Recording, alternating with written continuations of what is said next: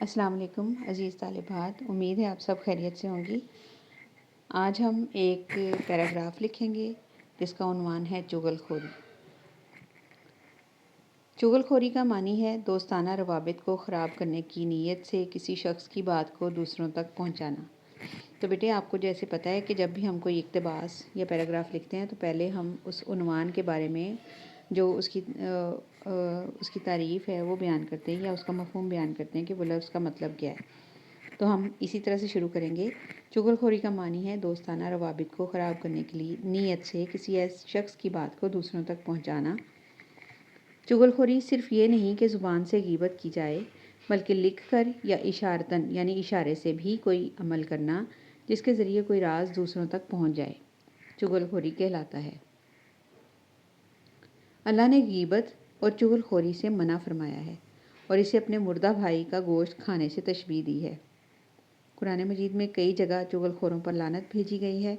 نبی صلی اللہ علیہ وآلہ وسلم کی حدیث میں بھی چغل خور کے بارے میں سخت سزا بیان کی گئی ہے کہ چغل خور جنت میں نہیں جائے گا۔ اب دیکھیں، یہاں آیت یا حدیث جو ہے ہم اس کا صرف مفہوم لکھیں گے، اس کو ایز اٹ از یا انورٹڈ کوماس کے اندر نہیں لکھیں گے، ووین اس کے لیے استعمال نہیں کریں گے۔ چغل خور معاشرے میں فساد اور انتشار پھیلانے کا سبب بنتا ہے، جس سے مجموعی طور پر لوگوں کے درمیان بغض اور نفرت کے جذبات فروغ پاتے ہیں۔ اس لیے چغل خوری سے بچنے اور دوسروں کو اس عمل سے روکنے کے لیے ضروری ہے کہ چغل خور کی باتوں پر یقین نہ کیا جائے، جھوٹی یا غلط بات کرنے والے کو سختی سے منع کیا جائے، افواہوں پر یقین نہ کیا جائے اور برے گمان سے بچنے کی کوشش کی جائے۔ یہ ہمارے اس کے چغل خوری سے جو بچاؤ کے جو طریقے ہیں وہ ہیں۔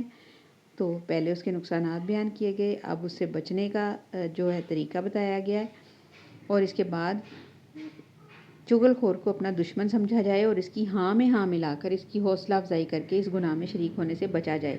یعنی یہ نہیں ہے کہ صرف جو چغل خوری کا مرتکب ہو رہا ہے، جو چغلی کھا رہا ہے وہی گناہ گار ہے، بلکہ اس کو سننا، اس کی ہاں میں ہاں ملانا بھی گناہ میں شامل ہے، تو وہ بھی اسی گناہ میں شریک ہو جائے گا۔